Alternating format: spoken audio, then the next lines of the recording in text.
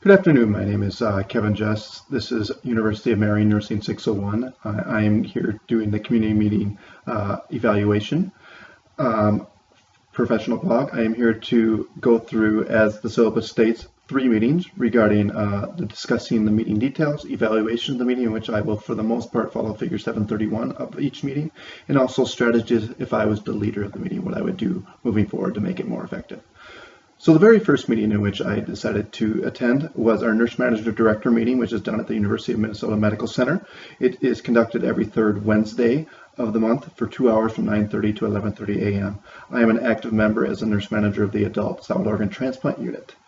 Description of this meeting: it is a standard committee meeting that's held every third Wednesday, as I discussed, which includes all managers and directors within PEDS, adult, and behavioral unit, and some ancillary units as well. It also includes our VP of Patient Care over the entire hospital, as well as our Chief Nurse Executive, who attends the meeting as well.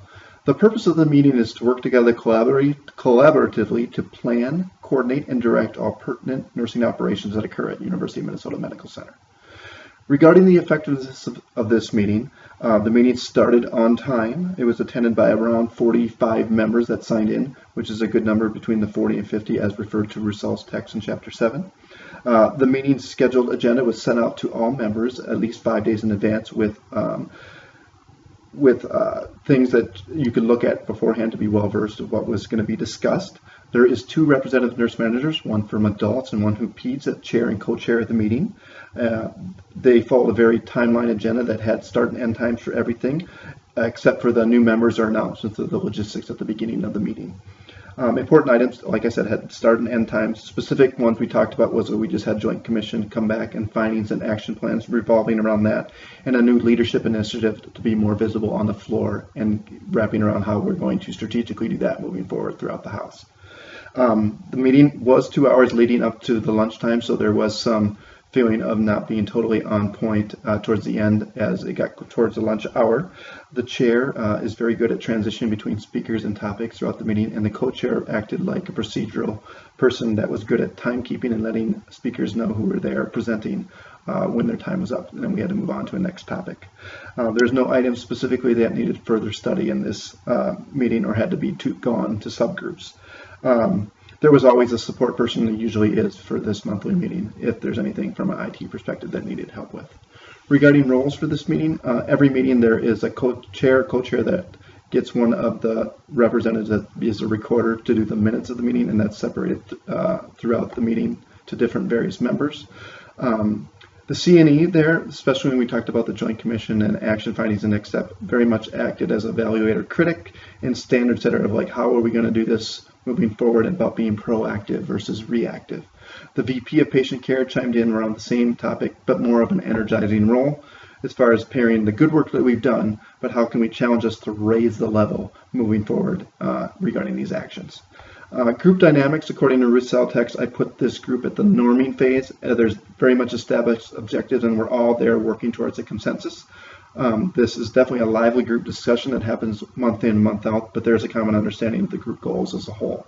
So with that, there's not much redirection that's needed by the leadership. It's more the co-chair facilitating the meeting from one step to the next.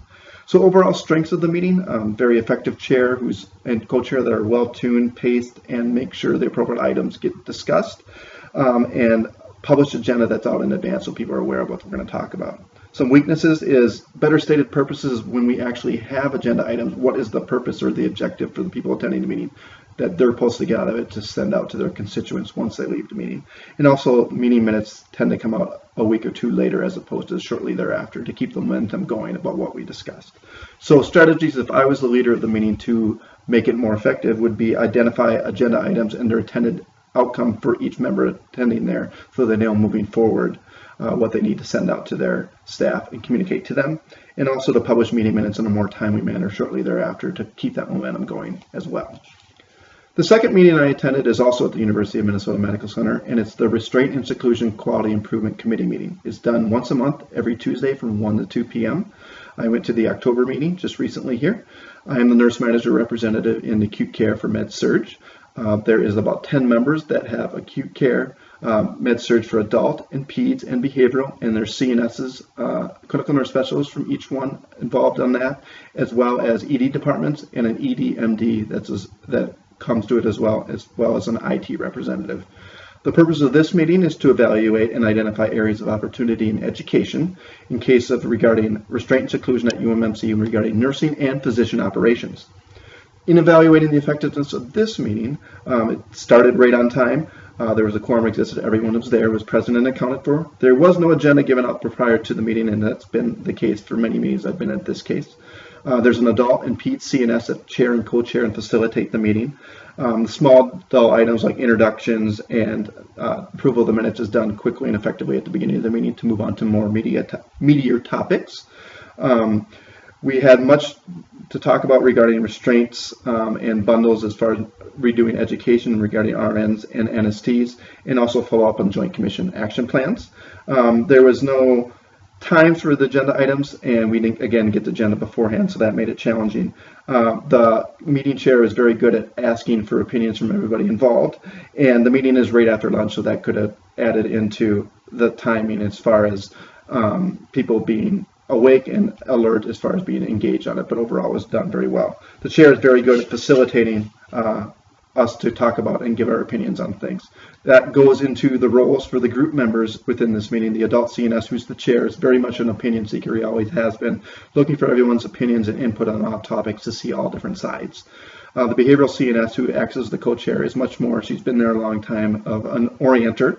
She likes to talk about the context of RNs and NSTs as far as how the educator, how we did for restraints and seclusions prior at our institution, and also how that compares to her colleagues that she talks to in other healthcare organizations.